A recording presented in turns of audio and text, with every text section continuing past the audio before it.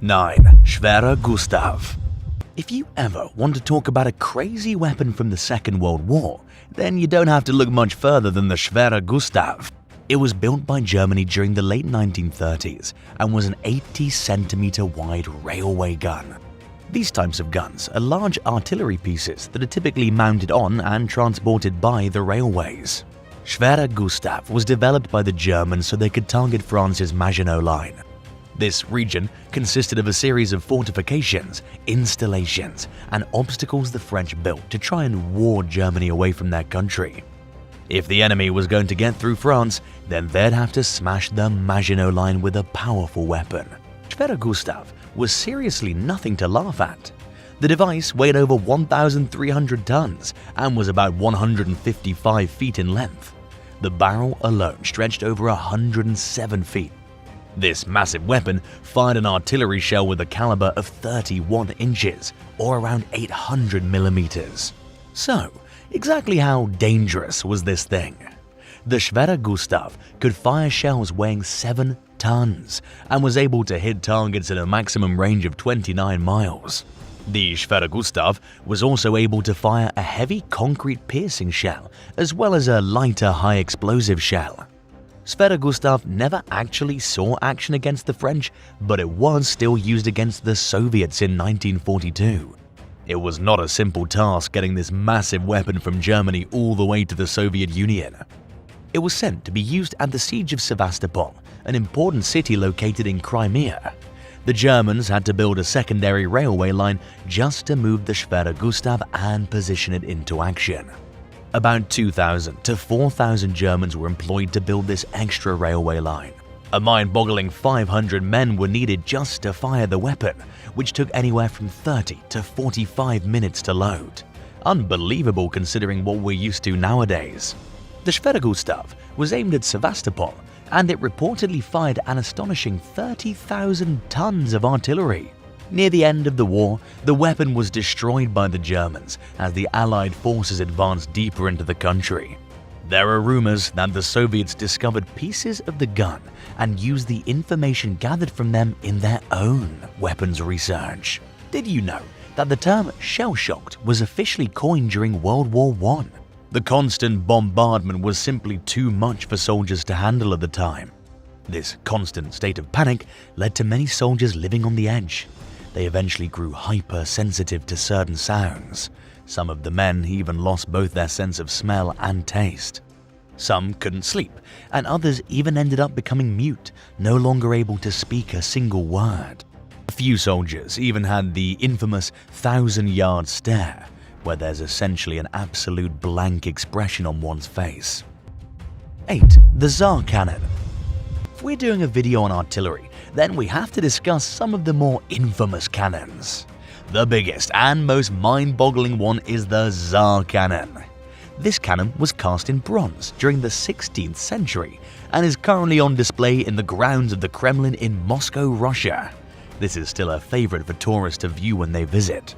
Tsar Fyodor Ivanovich, or Fyodor I, was the ruler of Russia during 1586, when the Tsar cannon was initially cast in bronze.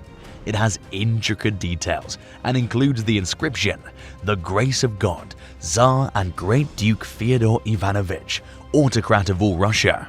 The cannon sits on top of a carriage that was also finely designed and even features a lion's head. This mammoth cannon weighs well over 86,000 pounds and is well over 17 feet long. The barrel alone measures 35 inches. Instead of firing cannonballs, the Tsar cannon was meant to fire 1,700 pounds of grape shot. While this is also interesting, the Tsar cannon is believed to have been fired only once. 7. Little David. The Germans had several giant guns during World War II, but thankfully so did the United States. The Little David happened to be one of them, and it was no joke. It was a 36-inch caliber mortar designed to blast through the German Siegfried Line, or the West Wall.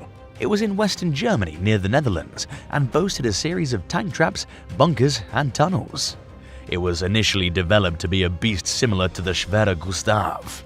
According to the Veterans Breakfast Club website, Little David fired a 36-inch mortar shell weighing around 3,650 pounds. The mortar was transported in two pieces, the 80,000-pound barrel and the 93,000-pound base. The base would be set to a depth of 13 feet, allowing the barrel to be lowered level to the ground for loading. The Little David required a huge deal of work in order to be set in place. Heavy equipment like bulldozers and cranes were needed just to place its base. A 12-foot pit was then dug, and that pit was supposed to be used for timber. After this, an angled 12-degree entrance ramp was constructed using the wood to bring down the massive base for Little David. The pit was then filled in with dirt before the Little David would be attached to the base. The weapon would be up and ready to fire in a short time, just 12 hours. Once loaded, the Little David could fire its 3,650-pound shell 6 miles away. Test fires of the Little David created giant craters 38 feet in diameter and 13 feet in depth. While the Little David was created to bombard the Germans, it was only in the development stage when Germany finally surrendered. Japan was still at war with the United States though, and it might have been used against the Japanese. But Japan would also surrender not long after. This meant that the Little David was never actually used in battle. Little David was sent to a museum after the war concluded, and has recently been shipped to a new facility, where it'll be restored before being put back on exhibit. What's your artillery of choice? Let us know in the comments below. And if you haven't already, be sure to subscribe to the channel. 6. Mallet's Mortar. The British developed Mallet's Mortar, a siege mortar, way back during the 1850s when they were caught up in the chaos of the Crimean War. Essentially, this conflict was a war where Britain and France decided to side with the Ottoman Empire against Russia. The fighting lasted from 1853 up until 1856. Mallet's mortar was a 36-inch shell gun that was about 11 feet in length and weighed 94,000 pounds. It was designed to fire a shell that weighed somewhere around 2,800 pounds, some 1.7 miles or 2.7 kilometers. Mallet's mortar was tested, but never actually used in any wars. 5. 2B1 Oka. The 2B1 Oka was a self-propelled piece of heavy artillery engineered by the Soviet Union in the 1950s. It was nothing more than an armored vehicle with a 66-foot or 20-meter barrel. The large size of the barrel made it an incredibly tough weapon to move from one place to another. It could only be fired once every 5 or so minutes. Also, when the 2B1 Oka was fired, it did damage to its own sprockets and gearbox thanks to the intense recoil. The 2B1 Oka was perhaps the last of a dying breed of weapon. It was ultimately scrapped in favor of tactical ballistic missiles. Did you know what the biggest cause of death was for those who served in World War I? According to a Smithsonian Magazine article, shrapnel from mortars, grenades, and above all artillery projectile bombs, or shells, accounted for an estimated 60% of the 9.7 million military deaths of World War I. 4. Mortier de 370 Model 1914 Filou. France's contribution to our list today is the Mortier de 370 Model 1914 Filou. Similar to Mallet's mortar, this was a siege weapon. The French used this weapon during World War I, and they were mobilized once again during the Second World War. The Great War saw the beginnings of trench warfare, and it was up to the artillery to break the enemy's will. Military aircraft at the time were unable to hold bombs, so it was important to develop a large caliber piece of artillery on land somewhere near the battlefield. What's been tough for large artillery weapons is that they have to be transported in several pieces, and the assembly process can be a bit time-consuming. The Mortier de 370 Model 1914 Filou was designed sometime between 1908 and 1912 in France. It weighed 29 tons, and the barrel was 10 feet in length.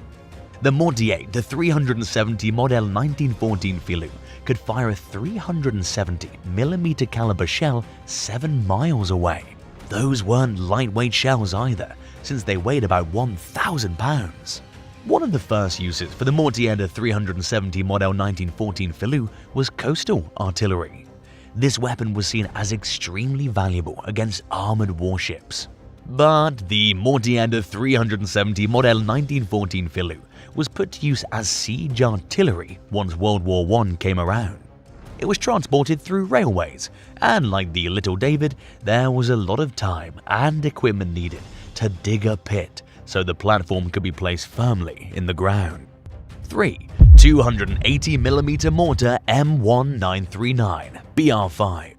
Another Soviet piece of heavy artillery was the 280mm mortar M1939 BR5. It was mainly used during World War II.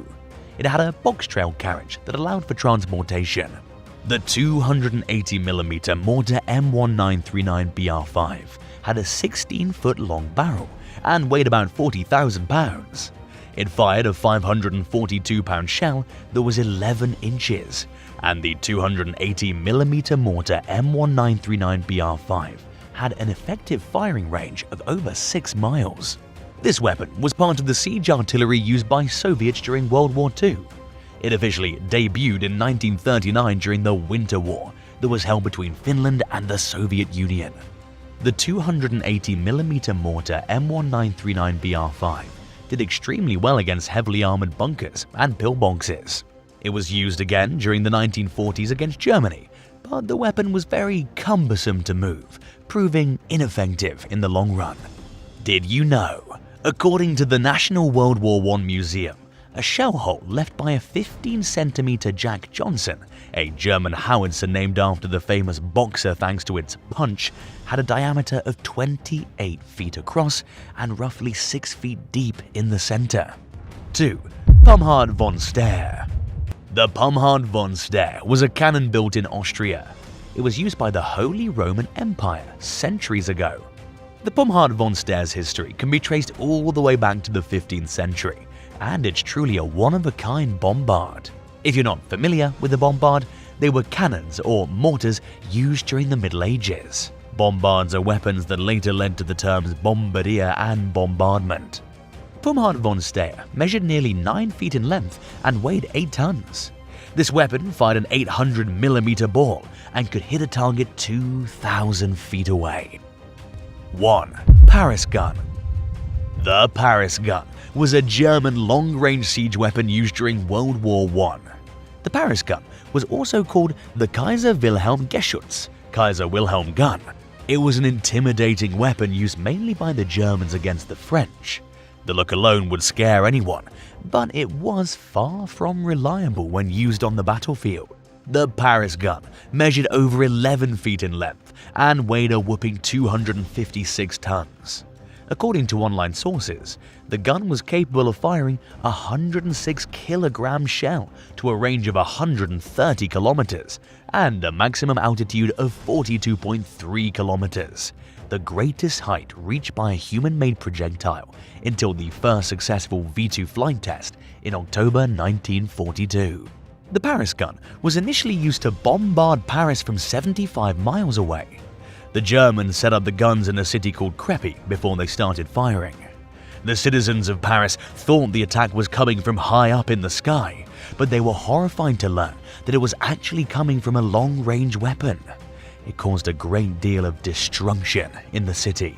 Wikipedia states, the worst incident was on 29 March 1918, when a shell hit the roof of the Saint-Gervais et Saint-Protais church, collapsing the roof onto the congregation, then hearing the Good Friday service. A total of 91 people were killed, and 68 were wounded. Overall, the guns were not very accurate, and their barrels needed to be constantly replaced. The upkeep was simply too much to handle during wartime. When the Americans entered the war, they, the French, and the British were able to push back the Germans. They then took their Paris guns back to Germany, where the weapons were never captured. Ancient times and the Ottoman Empire. If you pay attention to the news, then you're aware that there always seems to be some sort of conflict in the Middle East. Wars, civil wars, and acts of terrorism are common in the region. But why? Today, we'll explore how the borders of the Middle East have created tensions among these nations, which has led to endless aggression. To understand the area, we need to examine the countries that make up the Middle East. What you may not know is that the countries considered Middle Eastern are in Africa, Asia, and Europe. In Africa, the countries generally associated with the Middle East are Egypt, Libya, and Sudan. In some cases, Sudan isn't included, and the same goes for Libya. The only European country is Turkey, which is also located in Asia. The Asian portion is the largest from Turkey down to the Sinai Peninsula. It expands to the west across Iraq and Iran, and it ends in Afghanistan. The Middle East stretches into the Arabian Peninsula and includes countries like Saudi Arabia, Oman, and Yemen. The Middle East is also located in an important region of world history. The Fertile Crescent is considered the birthplace of modern civilization. Modern-day Turkey, Iraq, and Syria were part of that important region. The soil was lush between the Tigris and Euphrates rivers, and farming may have begun there some 9,000 years ago. Judaism, Christianity, and Islam all developed in the Middle East. Those three religions spread across the globe, and today, Christianity and Islam are the world's largest religions. For a while, parts of the Middle East were under the control of the Roman Empire, but eventually they became part of the Islamic Caliphates. The last empire associated with the Middle East was the Ottoman Empire, which started in modern-day Turkey during the 14th century, grew into a vast Islamic empire that had a territory in Western Asia, Eastern Europe, and North Africa. It reached its peak in the 16th century, but was a shell of its former self by the 19th century. By that point, European powers had expanded their empires. The two main players were Great Britain and France. The British controlled Egypt, Sudan, and Oman. They also controlled the jewel of their empire, India. The French were also controlling North Africa and had control over French Indochina in East Asia. The Suez Canal was officially opened by Egypt in 1868, and ownership of it went to Britain and France after they conquered Egypt in the 1880s. Agreements were made with other countries, but the canal became an asset in navigation and trade. It also became a strategic point for navies. As empires were built by European nations, they also developed powerful armies with a fleet of warships as well. Tensions between nations in Europe grew. Germany, unified in 1871, became a major power, and countries began forming alliances in Europe as tensions continued to grow. Nationalism was also on the rise in different parts of the world. Empires had ruled for too long, according to some. And people had a right to develop their own nations and develop their own governments. The tensions and nationalism led to World War I, which was fought between 1914 and 1918. World Wars and new countries. Britain and France were part of an alliance that fought another alliance between Germany and the Ottoman Empire. By 1916, Britain and France signed a secret agreement to divide the Middle East into zones of influence, but Russia and Italy would also be included in this secret agreement. France had control over areas that are currently part of Lebanon and Syria. It would also extend into what is now northern Iraq. The British were given control over a region in modern-day Israel and portions of southern Iraq. The Russians were given control of Istanbul and modern-day Armenia. The agreement was made with European interests in mind, but the lines drawn on the maps for the Middle East didn't take into consideration the differences in cultures and religions. This agreement would be known as the Sykes-Picot Agreement. The impact of this agreement was huge. There were promises made by countries like Great Britain for an Arab nation. England wanted Arab support during World War I to fight the Ottoman Empire. The support would supposedly lead to the development of an Arab country, and Arab leaders at the time were hopeful for the development of a sovereign nation.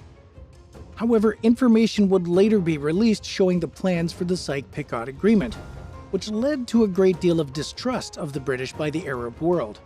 It was also discovered that there was an attempt to develop a Jewish state in the Palestine region, which was in the proposed Arab state. Things became more complicated when the US entered World War I.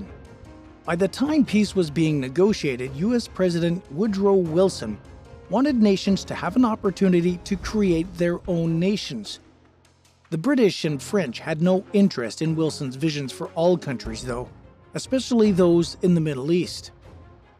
After World War I, some modern-day Middle Eastern countries took shape. For example, Turkey became a secular republic under Mustafa Kemal Atatürk, the father of Turkey. The country would have been drawn differently due to the treaties developed following World War I. But Atatürk's policies and reforms turned the country into something that modeled Western Europe. There were conflicts between the Kurdish people living in Turkey and the Armenians. Atatürk stood his ground against the British, French, and even the Greeks, and Turkey's boundaries were changed to look like what we see in modern-day Turkey. As World War I ended, the world was at war again. But this time, Allied powers went against the fascist governments of Germany and Italy, who were allies with Japan. After the war, the victorious Allies sought peace and a way to contain the advancement of communism. This had an impact on the Middle East. However, peace was never part of the plan. Israel and Palestine, Part 1. During the late 19th and early 20th century, some changes would shape what would become Israel and Palestine. Nationalism created a Palestinian identity. Zionism shaped a Jewish identity, especially in Europe due to anti-Semitism and pogroms, organized violent attacks against Jews. Both groups wished to have their own nations in what is Palestine today. The British controlled the area after World War I. People who were Jewish wanted to flee Europe and settle in Palestine. This meant that tensions between the Jews and Palestinians were common, and there were also frequent acts of violence. There was an Arab revolt in 1936, otherwise known as the Great Revolt, that lasted until 1939 when it was put to an end. The British tried to cut down on the immigration of Jews from Europe to appease the Palestinian population. And it was also the British that helped to train a paramilitary group of Zionists known as the Haganah. A solution of sorts was proposed by the United Nations following World War II. It would divide Palestine into two states. Israel would be a Jewish state while Palestine would be strictly for the Palestinians. But Jerusalem was to be something of an international city where Jews, Christians, and Muslims could live peacefully due to the area's religious importance. This proposal wasn't accepted and war erupted between Israel and Palestine in 1948, lasting a full year. Egypt, Jordan, Lebanon, and Syria aided the Palestinians. Israel expanded their borders following the conflict due to agreements signed by Arab nations. Two Palestinian areas were established. The West Bank would be controlled by Jordan, and the Gaza Strip would be under Egyptian control. Palestinians were displaced during and after the fighting. Also, the Arab world was angered and bitter following that conflict, so the Israeli military dug in, and UN peacekeepers were summoned. Israel and Egypt. War in the Middle East erupted on June 5, 1967. It happened due to tensions that had grown between Israel and neighboring Egypt. These two countries were no strangers to conflict, though. Gamal Abdel Nasser, president of Egypt, fought during the conflict with Israel in 1948 and 1949. Then, in 1956, he seized and nationalized the Suez Canal. This move, however, angered Israel, Britain, and France. So much so, in fact, that Israel launched the first in a series of attacks against Egypt in October 1956, with Britain and France agreeing to aid. Nasser had received weapons from the Soviet Union, and they threatened a nuclear attack of Western Europe if Britain and France didn't withdraw from the Suez Canal. The United States also asked Britain and France, their allies, to move out of the area. The US was upset that they weren't aware of British and French actions in the Suez Canal. Also, the United States didn't want the Soviet Union to have its finger on the button for its nuclear arsenal. In the end, Israel, Britain, and France withdrew from the Suez Canal and Egypt was victorious. And from that point on, Israeli ships weren't allowed to use the canal. Israel got their revenge, though, on June 5, 1967, when they went to war with Egypt, Jordan, and Syria. It took Israel 6 days to achieve victory. Israel took over the West Bank, the Gaza Strip, and the Sinai Peninsula. Even Jerusalem was under Israeli control. Tensions between the two countries continued into the 1970s, and it was September 1978 when US President Jimmy Carter brought the leaders of Israel and Egypt to Camp David in Maryland for a summit. Carter hoped that some sort of peace agreement would be hammered out between the two rivals. After 13 days, the Framework for Peace in the Middle East was signed. The document was laid out in 3 parts. The first part was developing Palestinian governance of the West Bank and the Gaza Strip. The second part was the plan for a peace treaty between Israel and Egypt. The third and final part was similar treaties with Israel's neighbors. It was March 1979 when Israel and Egypt signed a peace treaty. Normal diplomatic relations were to resume and the two nations would agree not to be aggressors. Israel left the Sinai Peninsula and the two nations agreed that it would be a demilitarized zone. Egypt also allowed Israel to use the Suez Canal once again. This agreement didn't sit well with the Egyptian people, though. In 1981, members of the Egyptian Islamic Jihad assassinated the president of Egypt who had signed the treaty. Do you find this topic interesting? Would you like to see more videos on subjects like this one? Let us know in the comments down below. And while you're at it, subscribe to the channel. Israel and Palestine, Part 2. Israel had a difficult relationship with Palestinians after the Six-Day War. The Palestinian Liberation Organization, or PLO for short, was formed in 1964. They became more militant by 1968, however, when they formed the Palestinian Liberation Army. The Israeli army was occupying the West Bank and Gaza Strip, and eventually, a conflict between Israelis and Palestinians turned violent. The PLO even used terroristic actions to achieve their goal of removing Israel from the West Bank and the Gaza Strip. Israelis were moving into the Gaza Strip and the West Bank. These settlers, who numbered 800,000 by 2010, strained the relations between the two. But perhaps the most difficult of times was during the late 1980s into the early 1990s when the first Intifada was launched by the Palestinians.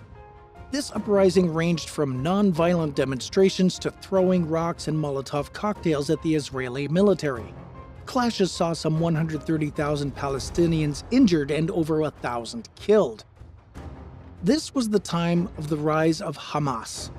They were an organization that felt disappointed by the PLO. Hamas was more militant and was willing to make sure Israel was destroyed. They've been labeled a terrorist organization by many nations. The Oslo Accords of 1993 were part of a declaration of principles between Israel and the PLO. There was something of an agreement for the Palestinians to have some sort of civil and security self-rule. This agreement angered Hamas and the Israelis. Another Camp David meeting was proposed in 2022, but it didn't lead to any kind of agreement. The Second Intifada began in 2000 and lasted until 2005. This conflict led to the deaths of over 4,300 Palestinians and Israelis. Walls are now built and checkpoints are set up in certain areas because the belief is that the violence can be contained but never ended via negotiations. Israel left the Gaza Strip, but they have it isolated where economic hardships are all too common. Iraq and the Kurds. Israel isn't the only country to have major disputes with neighbors in the Middle East. Iraq would engage in wars with its neighbors in the late 1980s and the 1990s. Iraq was a country that was created following World War I. It was controlled by the British after achieving independence in 1932. A monarchy was in power, but in 1958 a revolt toppled the monarchy. A socialist but pro-Arab group, the Ba'ath Party, seized power 10 years later in 1968. They sought a country free from imperialism and colonialism. The Ba'ath Party claimed to be socialists, but in reality they were an authoritarian regime. Their most infamous leader would be Saddam Hussein. Following the 1968 rise to power of the Ba'ath Party, Hussein was a key player for the nation. He helped nationalize their oil industry, which was the second most abundant supply in the world. The oil money allowed them to develop their military, and one of their targets would be the Kurdish people of Iraq. The Kurds are a people without a nation who aren't part of an Arab group. They're closely related to the Iranians who have people in modern-day Turkey, Iraq, Iran, and Syria. They were a group that was ignored during the development of Middle Eastern nations following World War I. The Iraqi government tried to have the Kurds assimilate into their culture, but they refused and rebelled. The government of Iraq had promised them autonomy, but the promises never materialized. So the Kurds fought back in 1961. The Iraqi government then displaced the Kurds in northeastern Iraq in 1974, causing more fighting to erupt. Iran joined the conflict, but the first Iraqi-Kurdish war didn't last long. Hussein took full control of Iraq in 1979 via a purge, and his rule of Iraq would last until 2003. Iraq and conflict. The war between Iraq and Iran lasted from 1980 until 1989 and claimed the lives of some 500,000 people. What brought them to war involved the claims and use of a river known as Shatt al-Arab, which is formed by the confluence of the Tigris and Euphrates rivers. Iran would aid the Kurds that were fighting with Iraq, and that irritated the Iraqi government. Tensions between the two nations grew when the Ayatollah Khomeini led the Islamic Revolution in Iran, which forced the leadership out of the country. Iran wanted an Islamic revolution for all Arab nations, and this was something that worried Saddam Hussein. He saw it as a potential threat to his power. Then, Iraq invaded Iran in 1980 and the fighting continued until 1988. Both Iran and Iraq attacked each other's oil tanker ships in the Persian Gulf, which resulted in Western powers like the United States having ships in the Gulf to protect oil tankers. A ceasefire was called, though, in the summer of 1988. The war with Iran meant Iraq had to borrow money to fund their fighting, and one country that financed Iraq was Kuwait. Located south of Iraq, Kuwait had large oil reserves that Hussein wanted due to sanctions on Iraq. He also wanted Kuwait to cancel the Iraqi debt. But that wasn't all. Hussein believed Kuwait was historically part of Iraq, so he decided to invade the country. This act of war brought in the United States military, which allowed the war to end quickly. The countries of the Middle East were created following World War I and World War II. They were planned by Europeans who saw resources and not people. Conflict is still happening in the Middle East to this day. Recently, there has been fighting in Syria, Yemen, and Libya. There's still conflict in Israel and Iraq as well. The two countries are struggling post-Hussein. In the theater of warfare, where chaos reigns and the line between life and death is often drawn in fleeting moments, one specialized role stands as a testament to the power of precision and stealth: the sniper. In the shadows of conflict, snipers wield their skills with surgical precision, striking fear into the hearts of their enemies and altering the course of battles. This is the story of one such man, Simo Häyhä, the deadliest sniper in history. Häyhä's name is etched into the records of military history as a symbol of unparalleled marksmanship and a deadly resolve. His story reveals the pivotal role that snipers play in asymmetrical warfare, where unconventional tactics often dictate the outcome. Armed with a variation of the Mosin Nagant M91 rifle and an indomitable spirit, Heha became an embodiment of the silent, lethal force that can tip the scales in favor of the outnumbered and the outgunned. Set against the backdrop of the Winter War, a conflict that ignited between Finland and the Soviet Union in 1939, Heha's narrative intertwines with the struggle of his nation against overwhelming odds.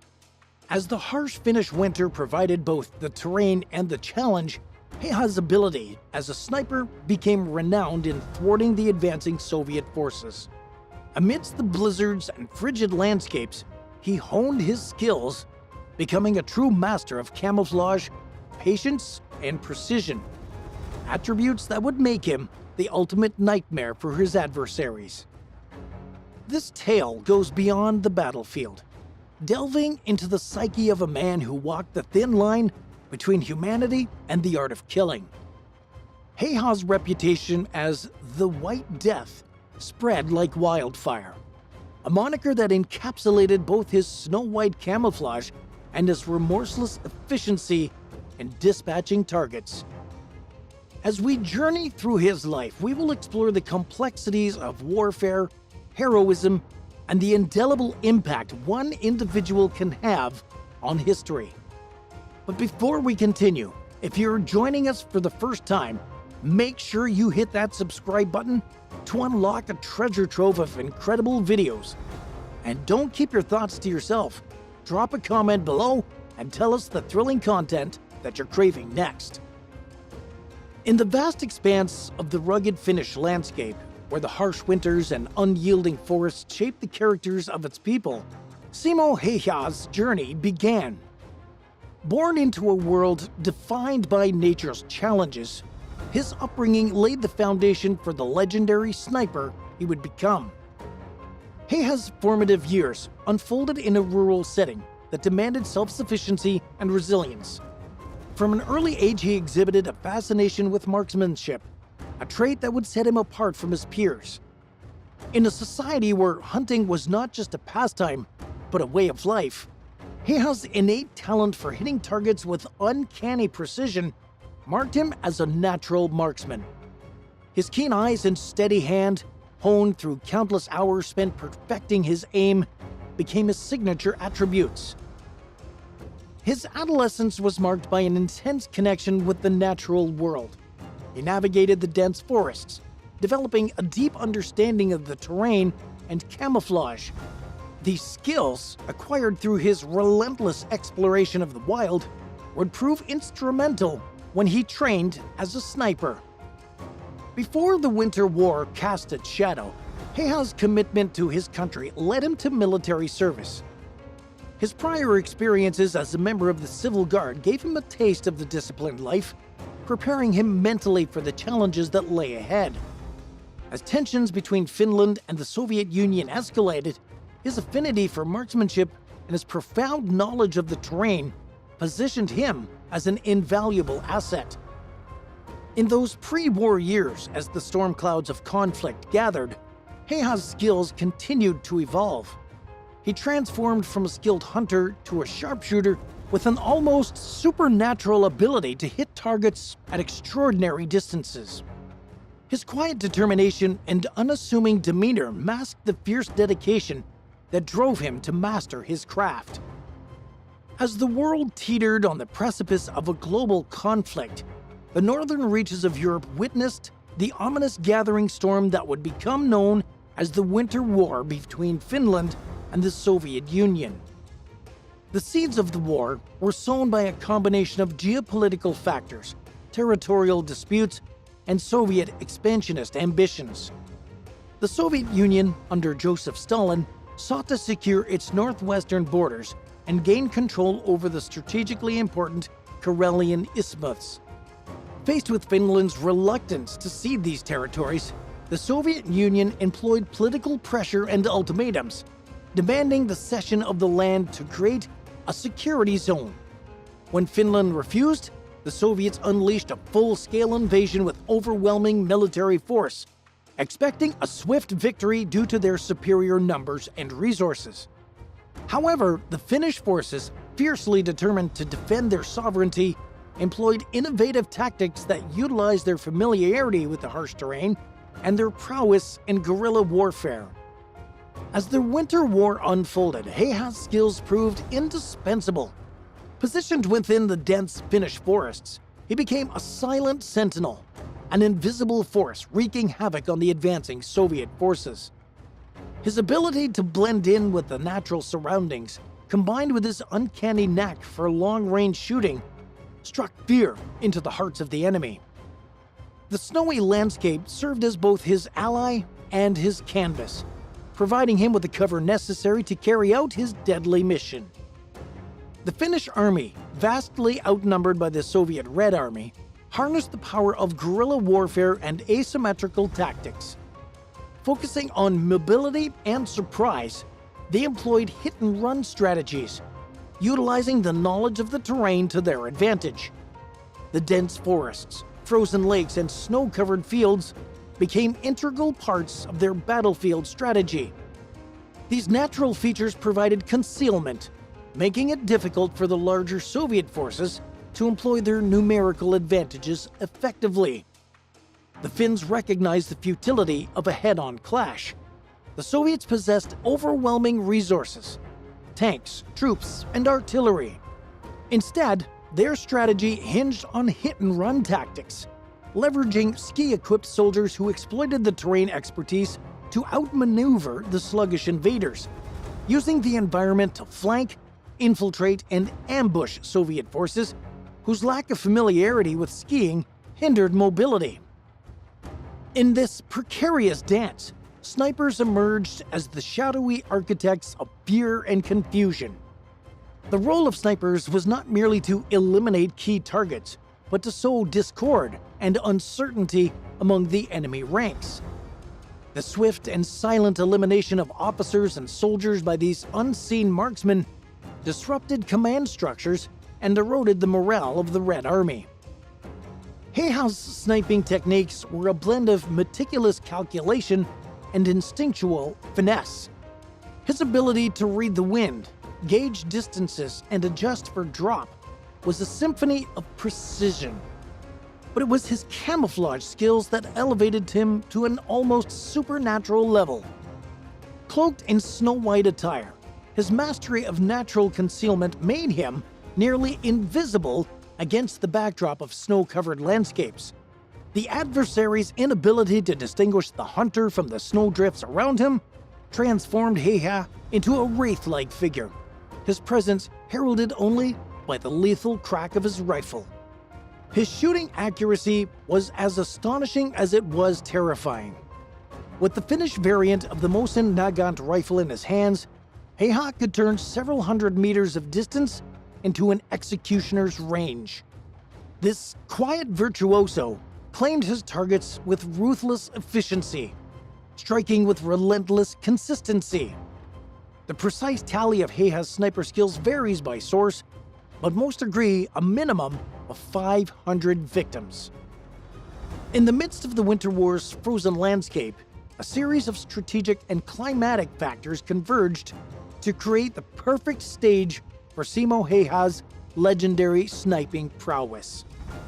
The Soviet forces faced a glaring disadvantage, as they lacked the camouflage uniforms necessary to blend in to the snow-covered terrain. This deficiency rendered them glaringly visible targets against the white backdrop of the Finnish winter. Joseph Stalin's earlier purges had sown disarray within the Red Army, leaving it in a state of disorganization.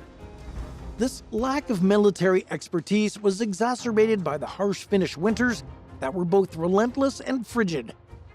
Heiha was aware of these conditions, meticulously prepared himself for the battlefield. Wrapped in a heavy snowsuit, he sought insulation from the biting cold, while fur mittens and a sniper mask served as essential protective gear. His attire seamlessly blended with the snowy environs, allowing him to merge seamlessly with the snow-covered forests of Kola. Heiha's affinity for solitude and his deep knowledge of the wilderness provided him with a unique advantage. His skillful tracking and instinctual understanding of his surroundings enabled him to operate effectively alone. His success hinged on patience and stealth, leaving minimal traces of his presence. Armed with only a limited supply of food and ammunition, he relied on his familiarity with the landscape to locate ideal sniping positions. Once situated, he would construct a snow fort, effectively concealing himself within the environment. Employing a snowbank to stabilize his rifle and counteract recoil, Heiha lay in wait, his senses attuned to the march of the approaching Soviet soldiers. As they struggled through the snow, he would place a handful of snow in his mouth to mask his breath, meticulously concealing his position. Then, with calculated precision, he squeezed the trigger, taking down unsuspecting enemies one by one. Training as a marksman had honed Heiha's accuracy to a remarkable degree. In practice, he had demonstrated the ability to hit targets up to 150 meters away as many as 16 times a minute. This lethal proficiency translated seamlessly to the battlefield as he transformed marching routes into deadly traps. The Soviet soldiers unknowingly entered his killing field, fell victim to Heiha's hidden artistry. Their lifeless forms littered the abandoned positions, frozen in their final moments. Even minor wounds proved fatal in the sub-zero temperatures, as the human body's weakened state struggled to withstand the harsh elements. Heiha's icy domain bore witness to a hidden marksman whose mastery over the terrain, combined with his unyielding patience and expert precision, altered the course of warfare and etched his name into history as the embodiment of the White Death. Heiha's role demanded an almost meditative focus, an ability to filter out distractions and hone in on his target with unwavering precision. The sniper's craft isn't just about bullet trajectories. It's about understanding the rhythm of war, predicting the movements of adversaries, and cultivating an intimate bond with the landscape. Heiha's discipline in perfecting these facets ensured his lethal accuracy on the battlefield. His skill and reputation made him a prime target for Soviet counter-snipers, adversaries equally adept at their craft. The cat-and-mouse game played out on the snowy expanse reached its zenith during these encounters. The theater of war is a merciless arena, often leaving its players marked with scars that transcend the physical. Ultimately, Heiha was also destined to be one such victim. On March 6, 1940, Heiha's life took an unexpected and devastating turn. During an encounter with the enemy on March 6, 1940, an explosive bullet fired by a Red Army soldier struck Heiha's lower left jaw, inflicting a severe wound. Initially appearing lifeless, he was placed among a pile of fallen soldiers. It was only through the keen observation of a fellow soldier who noticed a twitching leg that Heiha's was discovered unconscious but alive.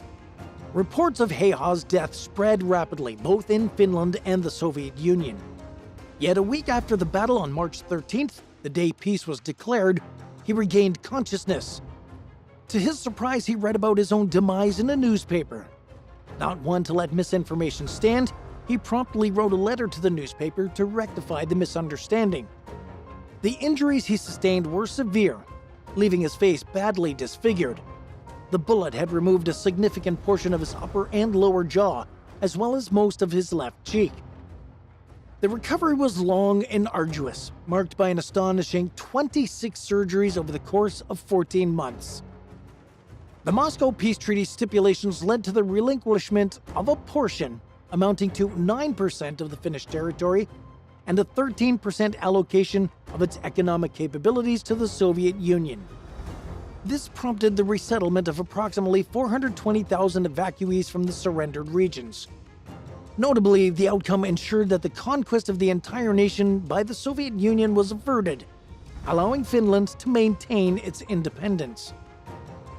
Finnish resentment continued to bubble under the surface.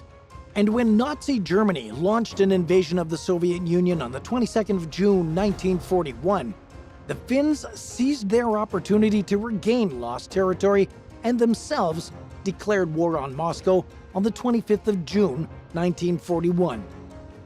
The so-called Continuation War saw the Finnish forces collaborating with the Germans to launch offensive against the Soviets. Finnish troops were instrumental in capturing key areas and engaging in intense combat in the Karelian Isthmus, among other fronts. However, over time, Finland's relationship with Nazi Germany became increasingly strained due to differing objectives. As the tide of the war shifted against the Axis powers, Finland sought to negotiate a separate peace with the Soviet Union, resulting in the Moscow Armistice of 1944. Though the desire to serve burned within him, Heha's wounds prevented him from participating in the ongoing conflict. His facial injuries, still healing, rendered him unfit for combat duty. Heha's conduct during the Winter War earned him a range of accolades. He was presented with the Medals of Liberty of the first and second classes, along with the Crosses of Liberty of the third and fourth classes. The significance of these honors is heightened by the fact that the latter two distinctions were typically reserved for commissioned officers. The Kola and the Sima Heha Museum, nestled in Mityala and Ratvari, is a dedicated permanent exhibition that not only recounts the Battle of Kola, but also immortalizes the life and legacy of this extraordinary individuals. In the era following the war, Heha's life embarked on a different trajectory. His recuperation from injuries was a testament to perseverance, marked by years of treatment and a series of surgeries.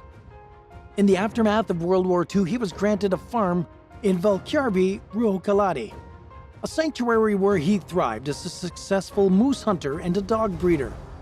Engaging in his passion for hunting, his expedition guests included even the then President of Finland, Urho Kekkonen. Heha grappled with his own demons, and his number of kills during the Winter War generated hostility and death threats from some quarters. His distinctive facial scars rendered him recognizable, prompting him to avoid public gatherings. He remained unmarried, preferring to lead a solitary existence. Heha rarely discussed the war or his experiences, offering a simple response when questioned about his sharpshooting prowess: practice.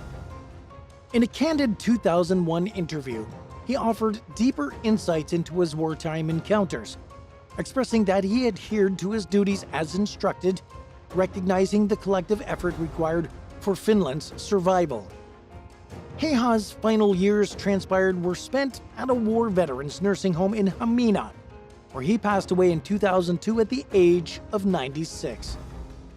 His resting place lies in his hometown of Ruokolahti, leaving behind a legacy that extended far beyond the battlegrounds, encapsulating the essence of resilience, valor, and unwavering commitment to duty. Thanks for watching. What do you think about the ethical dilemma that confronts all combatants in war? War heroes win accolades and even glory, but that is usually at the expense of human life. Be sure to share your thoughts in the comments below, and don't forget to subscribe. Bye for now.